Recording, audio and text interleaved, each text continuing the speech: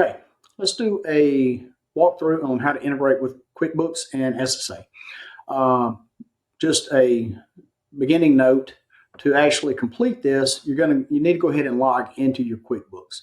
And I'm gonna go ahead before we get into this because the SSA that I'm in is already authorized, so it's gonna look just a little bit different. So first thing you want to do is let's get over here to your QuickBooks. And this is going to be your dashboard. So the first thing you want to do is go to the upper right to your settings button. You want to come to your account and settings.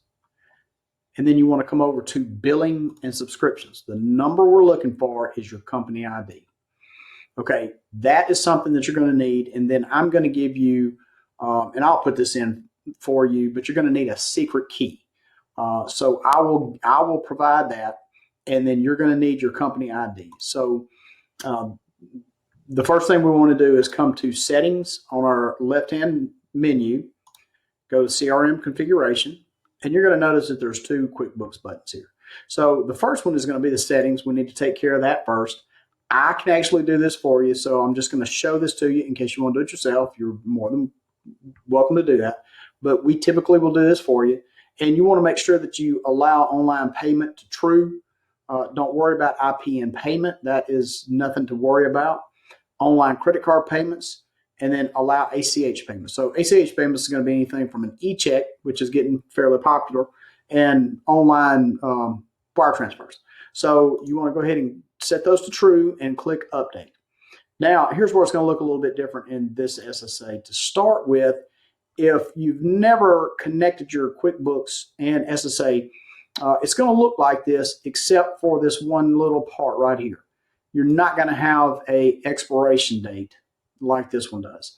So if I click this, all it's going to do is make this extend out for another 30 days.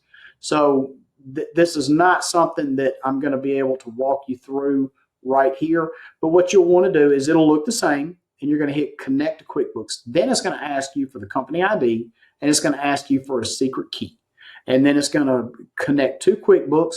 You're going to click authorize, and that's about all there is to it. It's pretty simple. And then what is going to happen is when you hit connect to QuickBooks, it's going to actually take you to QuickBooks, a secure page on QuickBooks.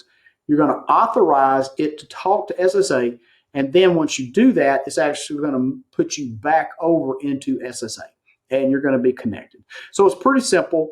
But normally when somebody does this, I'm on the phone with them and I just walk through it just to make sure there's no problems. I can do a good bit of it myself for you. I just can't do the authorization because obviously you've got to be in your QuickBooks. So that is how you connect QuickBooks and SSA. If you have any questions, always default to me, Vicki. I know you've probably talked to Vicki before, or Heather. We are the three that help with the QuickBooks integration.